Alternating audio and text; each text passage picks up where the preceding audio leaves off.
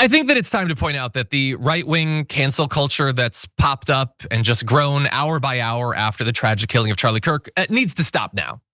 Okay, I understand it's an emotional time. Everybody's scared. Everybody's amped up. But this desire to effectively just try to end the left, or at least end the free speech of the left, is absurd, and it's way too much, and it's everywhere you look. And so there's great write-ups. Rolling Stone has one of a number of people across journalism, publicists, college faculty that have been summarily fired because of things they posted on social media about the tragic incidents of this week. Florida officials are saying that they're on the watch for a vile, sanctionable behavior from teachers. Not that they've seen it and they're gonna do something, they're just warning the teachers, don't say anything that we don't like.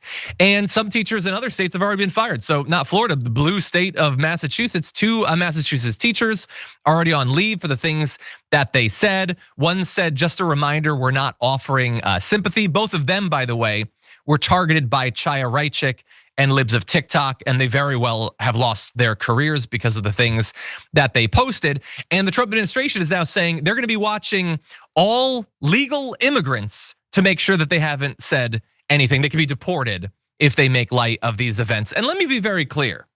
I have not posted anything derogatory, making light, any jokes or anything like that. I have no interest in doing that.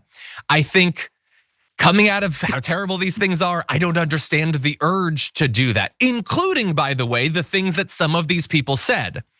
But the idea that they should lose their jobs because they're like, I'm not offering sympathy, feels to me kind of inconsistent with a supposed worldview and ideology of radical free speech, being opposed to a cancel culture, not wanting people to have to be politically correct. And ironically, Charlie Kirk himself pitched himself and is being pitched after his tragic death as a warrior for free speech. And so now all these people need to be fired because they said things that I and you might find to be reprehensible. Again, individual employers can do what they want to do.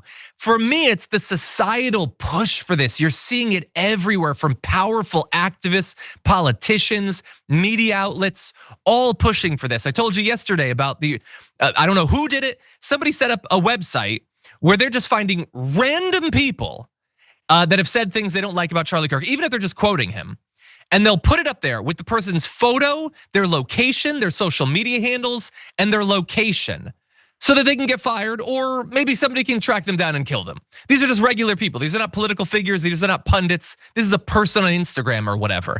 And again, I don't agree with what these people are saying, but this need to just censor and clamp down from people who talk about how we need comedy to finally be legal again. And you can't be edgy anymore. They can't say anything anymore. Well, then prove it. If that's your lifestyle, then back off. You don't have to read these tweets, and you certainly don't have to like them. I don't. But you don't have to ruin people's lives because you don't like that they quoted Charlie Kirk or whatever. Again, this is just my view. I don't speak for anyone else at TDR or at the company or whatever. What do you think? Obviously, I agree with you. Decided that we're gonna tamp down free speech because people are laughing about on Twitter, mind you, like the most vile and disgusting place when it comes to free speech on Beyonce's internet, bro. Like on Twitter, that people are being crass and having a crazy sense of you. Like this is bonkers. But for folks at home to understand, it's these people know Charlie Kirk personally. They are reacting emotionally. This guy he knew Rick DeSantis, DeSantis in Florida, Donald Trump, Patel from the FBI. Like he knew these people on a very personal level.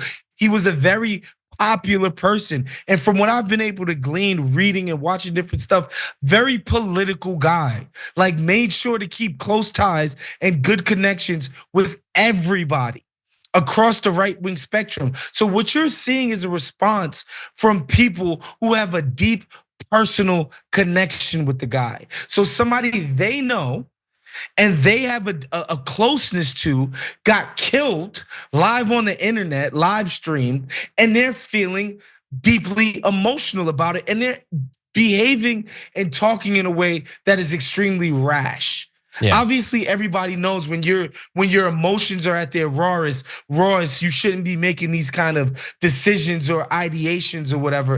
And I think that's what you're seeing in the response. They know these people personally. The last thing I'll say, like this kind of stuff is not without precedent in our country. Listeners can go Google a guy named Alan Berg. Okay, he was a left-wing, atheist, Jewish guy in Denver. He got assassinated by some right-wing skinheads. Okay, this happened. He was a radio personality.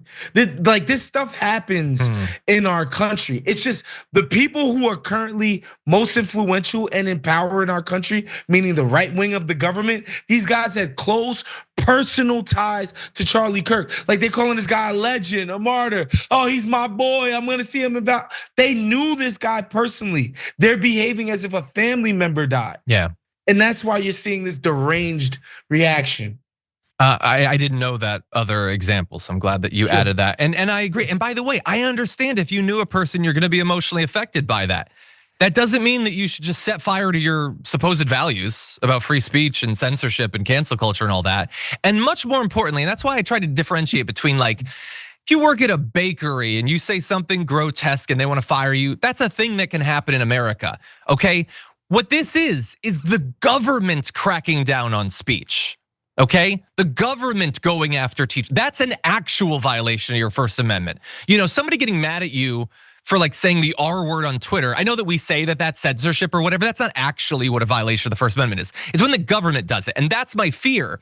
So like when that dude on MSNBC gets fired, is that a company that's firing him that because they don't like his speech, or is that a company firing him because they fear that if they don't, the government could come after them? A government that has shown a major willingness to do that this year, to go after media companies and universities and law offices and all of that.